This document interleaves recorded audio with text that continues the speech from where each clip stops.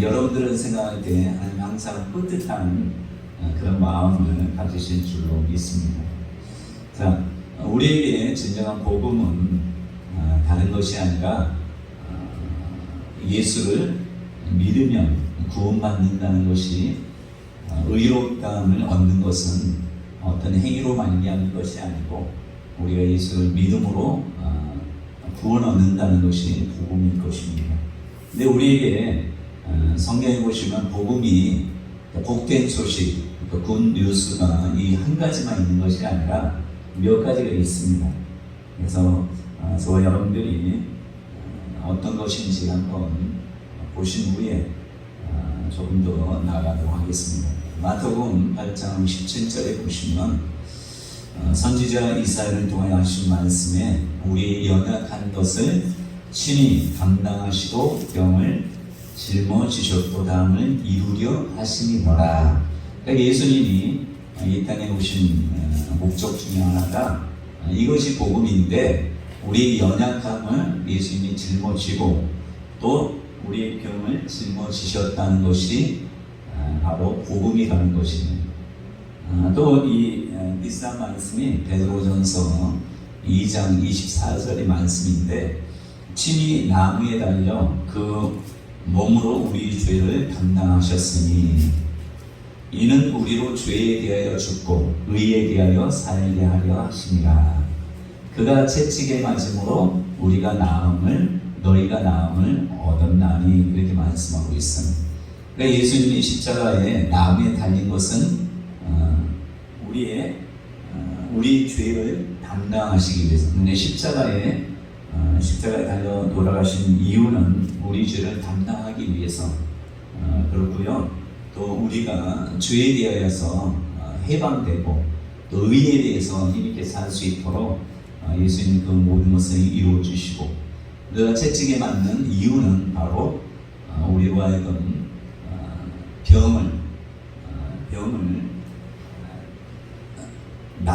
병에서 나음을 얻도록 하기 위해서라 이렇게 말씀하고 있습니다. 또 우리가 부요함을 갖는 것이 하나님의 뜻임을 고린도전서 8장 9절에 보시면 고린도후서 8장 9절에 보시면 우리 주 예수 그리스도의 의리를 너희가 알거니와 부요하신 이로서 가난하게 되심은 너희를 위하여 가난하게 되심은 그의 가난함으로 말미암아 너희를 부유하게 하려 하심이라. 그러니까 우리가 부유한 삶을 사는 것이 예수님이 부유하심으로써 가난하게 되신 목적은 바로 우리를 위해서 우리가 부유한 삶을 살게 하시기 위하심을 우리가 알 수 있습니다. 또 갈라디아 3장 13절 말씀해 보시면 그리스도께서 우리를 위하여 저주를 받은 바 되사 율법의 저주에서 우리를 속량하셨으니 기록된 바 나음 위에 달린 자마다 저주 아래 있는 자라 하였습니다. 율법을 통해서 의롭게 될 수 없다는 걸 하나님이 아셨기 때문에 이 율법이라는 행함을 통해서 의롭게 될 수 없기 때문에 예수님이 의로운 자로서 나무에 달려서 율법의 저주를 받은 바 되사 그 받은 이유는 우리를 그 저주에서 해방시키기 위한 것이다 이렇게 말씀이에요. 근데 많은 사람들이 이 복음을 구약 말씀을 보면서 이게 복음이다 이렇게 생각하는데 많은 착각 가운데 살고 있다는 것은 이 말씀만 들어도 어느 정도 알 수 있어요. 자, 하나님께서 구약의 말씀에 보시면 어떤 잘못을 했을 때 하나님께 어떤 죄를 지었을 때 거기에 대해 회개합니다. 회개하면 그분이 용서는 해줘요. 그러나 대가를 치러야 돼요.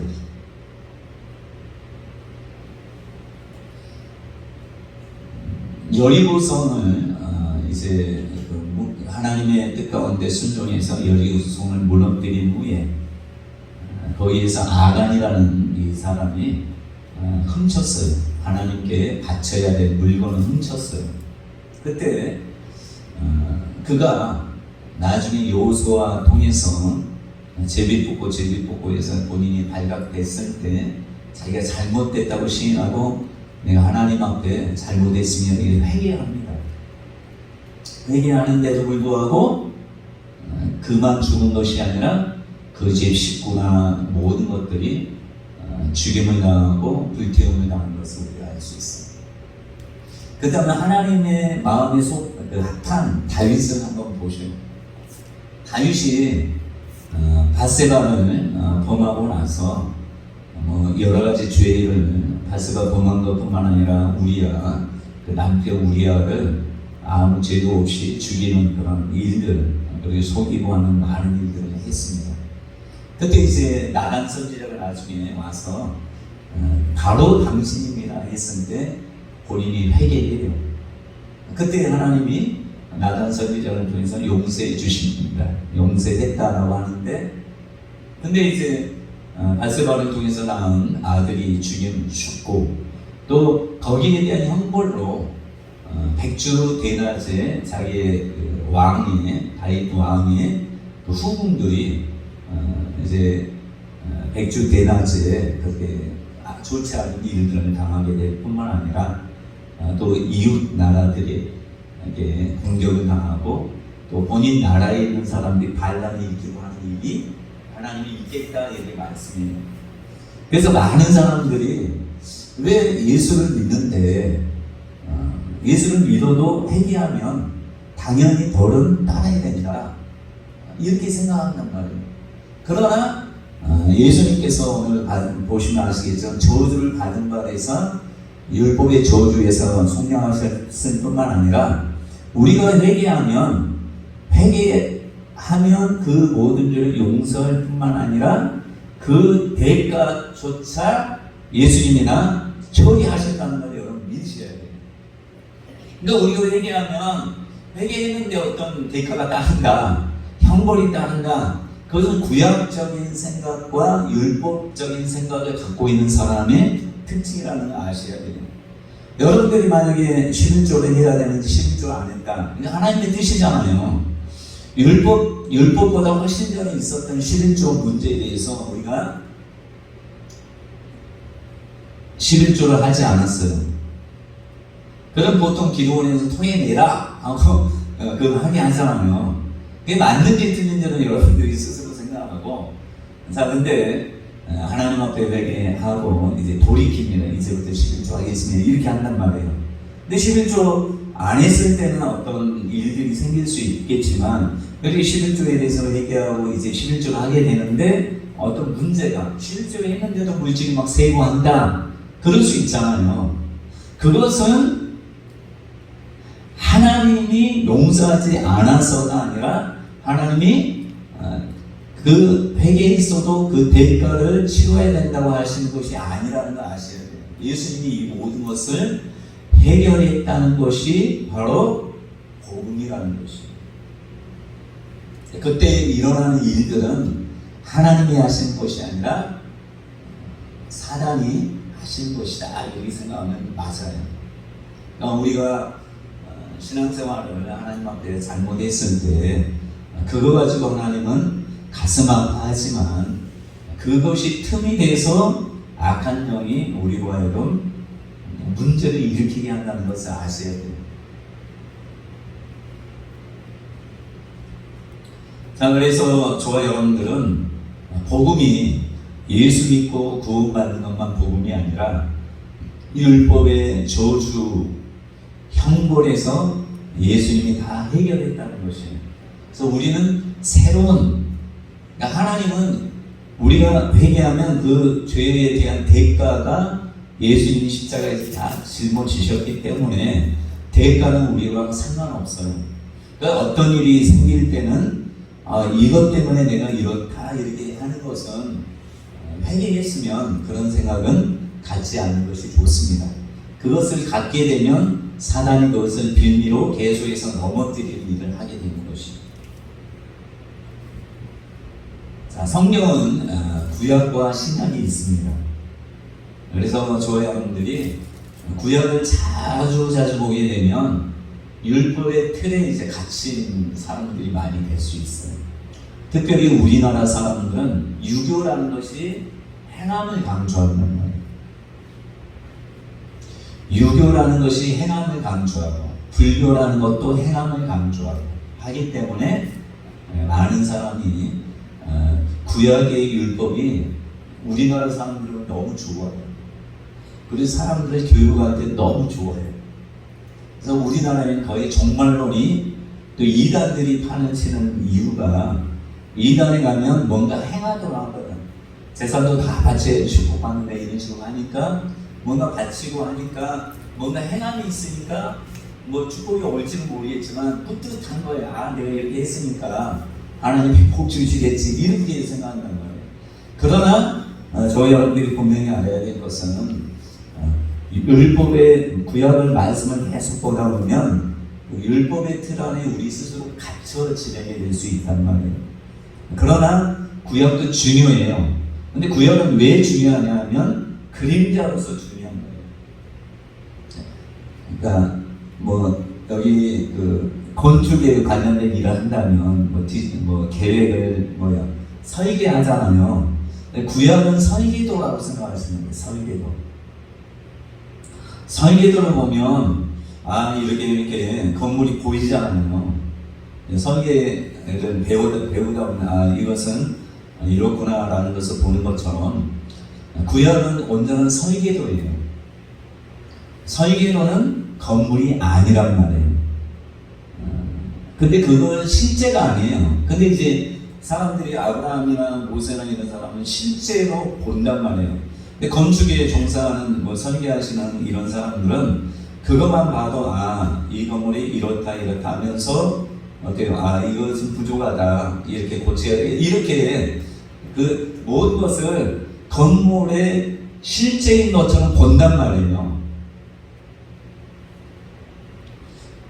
정말 믿음이 좋으면 구약을 보면서 율법으로 막 보면서 나를 이렇게 살아야 되겠다 이렇게 하는 것이 아니라 구약을 보면서 설계도를 보면서 예수에 관한 설계도구나,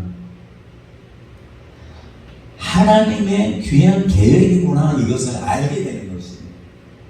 그래서 이제 신약이 딱 보면 이제 실제잖아요. 신약은 실제잖아요. 실제를 보면서 구약의 설계도로 이렇게 얘기했는데 실제는 이렇게 이루어졌구나. 그걸 이제 아는 거예요. 그래서 구약을 잘 알기 전에 먼저 우리는 예수 그리스도에 대한 걸 알기 때문에 축복받은 사람이에요. 근데 이스라엘 백성들은 구약을 너무나도 구약에 대해서 너무나도 잘 알다 보니까 설계도에서 얘기하는 것을 잘 보지 못하고 주변 거리나 이런 것들만 관심을 갖는 것이에요.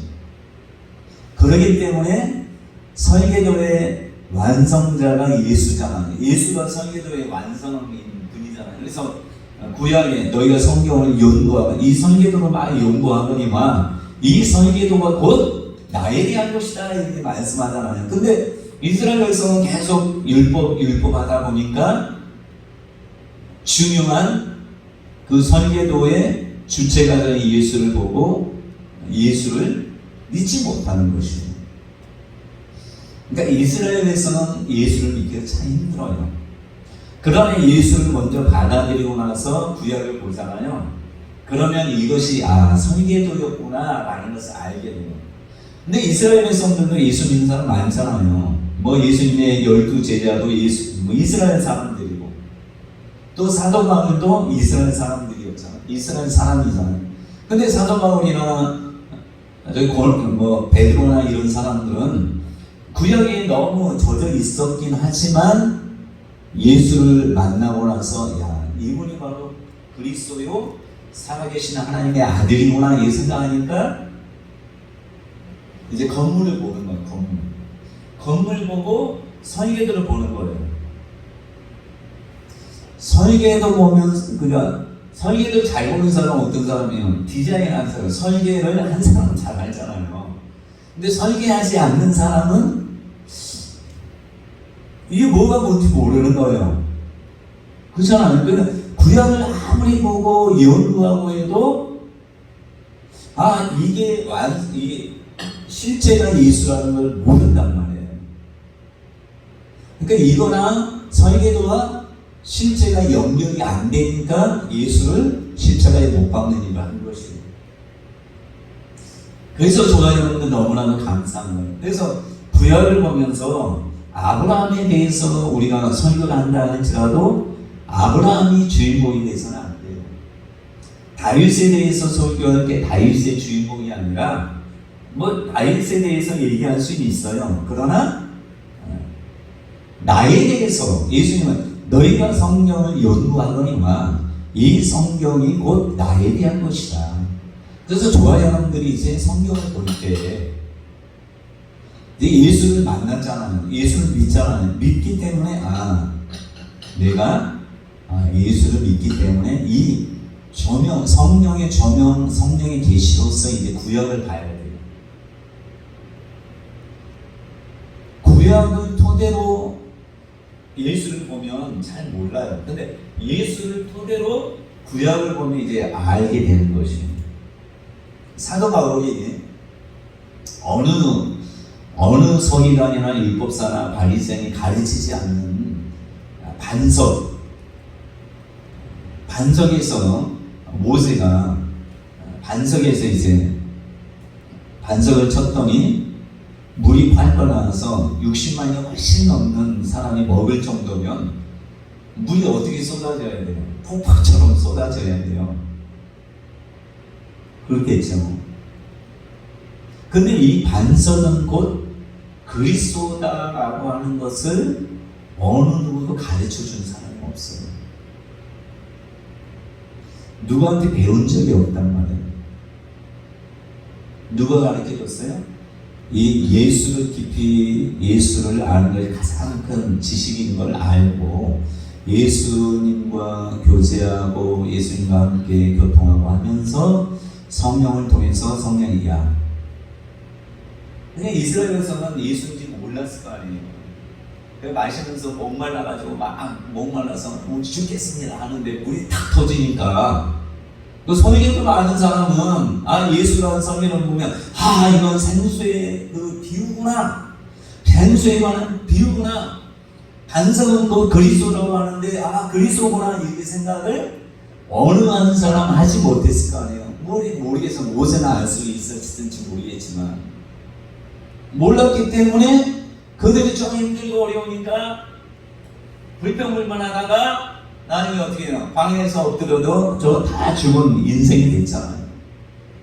근데 사도 바울은 신약을 보면서 예수님에 대해서 깊이 알고 예수님 만나고 또 성령의 계시를 받았기 때문에 이 반석이고 그리스도구나. 홍해 바다를 마른 땅을 건너는 것처럼 건넜는데 그때 당시에서는 우리가 죽겠습니다 살려주세요 막 하다가 하나님이 너희는 가만히 있어서 여호와께서 행하시는 구원을 보라 하고 자 바다 위에 지팡이를 내밀었더니 쫙 갈라졌단 말이에요. 그 어느 누가 이것이 세례라는 것을 알 수가 있었겠습니까? 근데 사도 바울은 얘기한단 말이에요. 어느 선지자도 구약의 선지자도 이 반석이 곧 그리스도다 얘기한 사람이 없어요. 어느 선지자도 홍해바다 건너는 것이 세례다고 얘기한 선지자가 한 사람도 없었단 말이에요. 그러나 사도 바울은 얘기했단 말이에요. 저와 여러분들이 구약 성경을 항상 볼 때는 예수에게 초점을 맞추고 보는 게 중요해요.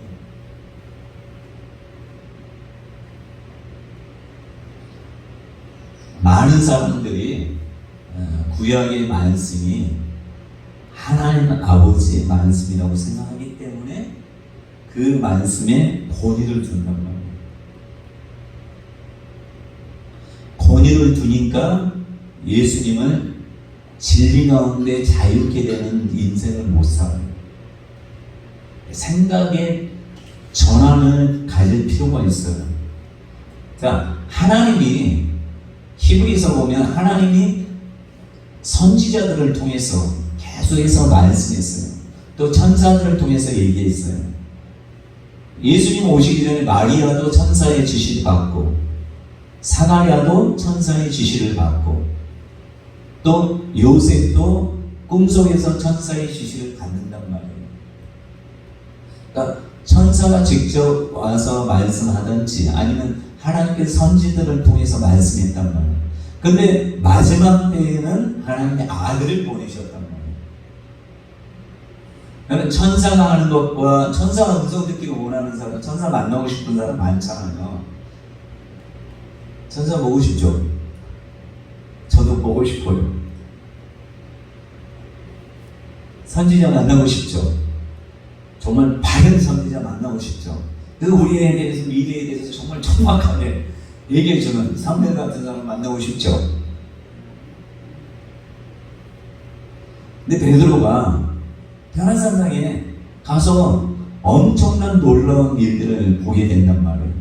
여러분도 산에 가서 그렇게 예수님이 딱 나타나서 모세와 엘리야가 나타나가지고 같이 대화하는 모습을 보기도 원하지만 나는 한 번도 본 적이 없어요. 산에는 많이 갔지만 비가 오나 눈이나 갔지만 비가 오나 눈이 오나 갔지만 만난 적이 없어요. 그냥 맑은 하늘, 캄캄한 밤. 사도 베드로가 얘기하기를 이 변화산상에서 확실하게 하나님의 음성을 들었대요. 이거보다 더 귀한, 더 확실한 말씀이 있다고 우리에게 말씀합니다. 그게 뭐예요? 사도들을 통해서 예수를 통해서 하신 말씀이 더 귀하대요. 그러니까 우리가 천사를 만나지 않아도 그런 선지자를 만나지 않아도 예수님의 말씀이 확실하기 때문에 이 예수님의 말씀이 예수님이 그러잖아요. 내 말이 곧 영이요 생명이다. 그러니까 내 말을 듣는 자마다 잠자는 자에게 내 음성, 그러니까 내 말을 듣는 자마다 다 살아나리라. 여러분의 영이 좀 잠잠하고 혼이 잠잠하고 육이 정말 연약한 가운데 있습니까? 하나님의 말씀. 그래서 시편 107편 20절에 보면 하나님이 말씀을 보내어 위경에서 위험한 지경에서 건져주신다 이렇게 말씀했습니다. 선지자를 통한 말씀, 천사를 통한 말씀보다 하나님이 직접 이 땅에 와서 하신 말씀이 더 귀하다는 말이에요. 구약의 하나님의 말씀보다 예수님의 말씀이 더 권위가 있다는 걸 아셔야 돼요. 그래서 예수님이 뭐라 합니까? 너희가 과거에는 용서만 받았을지 모르겠지만 이제는 핑계할 수가 없다. 왜요? 내가 이 땅에 와서 내가 밝히 드러내고 모든 것을 밝히 말했기 때문에 이 말을 했기 때문에 핑계할 수가 없다 이렇게 말씀해요. 그러니까 구약이나 이런 모든 면에서는 약간 비유적인 그림자이기 때문에 잘 몰라요. 구체적으로 얘기하지 않아요. 여러분 이사야 53장인가요? 거기 예수님에 대해서 우리는 알잖아요. 근데 이사야 뭐 7장이나 이런 데 보면 다른 말씀하다가 예수님에 대한 예언이 잠깐 뭐 스가랴에서도 본 거래요. 스가랴에 뭐 나귀 타고 오신다는 그 내용이 있잖아요. 근데 그것만 있는 게 아니라 그 전에 다른 말씀이 있다가 이게 딱 한 번 들어가는. 그러니까 많은 말씀 중에 많은 선지자가 얘기한 것 중에 다가 아니라 거기에서 보석, 그러니까 화산 폭발할 때 다이아몬드 같은 박힌 것처럼 많은 말 중에 그냥 스쳐 지나간 것처럼 보이지만 그 보석과 같은 게 하나씩 박혀 있는 것, 그게 바로 예수 그리스도에 대한 예언이란 말이에요. 그러니까 발견하기가 쉽지는 않은 거예요. 구약의 말씀도 영적으로 예수를 만난 사람은 아 이게 이거구나라는 것을 아는 것이에요. 만약에 지금 이스라엘 백성이 이사야 53장이 예수라는 걸 안다면 다 돌아오죠. 다 예수 안 믿겠습니까? 그들은 이사야 53장이 없는 게 아니잖아요. 시편에 다윗을 통해서 예수님에 관한 얘기한 거 다 나오잖아요. 근데도 그렇게 우리보다 성경을 더 많이 알고 더 많이 외우고 해도 그들은 몰라요. 지적으로는 이스라엘만큼 여러분들이 성경을 백독한다 할지라도 그들에 비해서 지식은 높을래야 높을 수 없어요. 왜냐하면 그들은 그들의 역사니까. 여러분 우리나라 사람이 우리나라 역사 많이 압니까? 태종대전등생 어느 정도 알긴 하지만 구체적인 잘 모르잖아요. 근데 이스라엘 사람들은 민족적인 게 너무 강해서 어릴 때부터 역사에 대해서 가르칠 뿐만 아니라 탈무드도 가르치고 성경도 가르치기 때문에 엄청나게 우리보다 더 성경에 대한 지식, 구약 성경에 대한 지식은 확연히 우리보다 월등해요. 그러나 우리와 다른 것은 우리가 예수를 믿고 성령을 받았기 때문에 성령의 계시를 통해서 더 깊이 알 수 있다는 것입니다. 그래서 저와 여러분들이 예수님이 하신 말씀을 우리 성경은 너무나 참 은혜인 것 같아요. 빨간 글씨로 다 해서 다른 예전에는 그런 빨간 글씨가 안 돼 있었어요. 그러니까 예수님이 하신 말씀을 어떤 분이 깨달아서 야 예수님 말씀이 정말 귀하구나 생각해서 다 빨간 글씨로 해놨어요. 그래서 저와 여러분들이 빨간 글씨만 제가 빨간 글씨만 기도하면서 빨간 글씨만 봐도 은혜가 넘치는 삶을 살 수 있어요.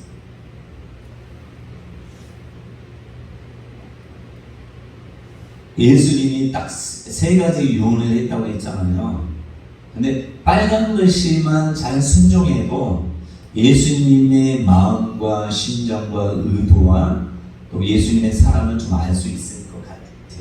그래서 저와 여러분들이 정말 나는 성경 읽기 싫어 하면 빨간 글씨만 쭉 읽어보시고 그렇게 되면 여러분들의 믿음은 자라게 되고 있습니다.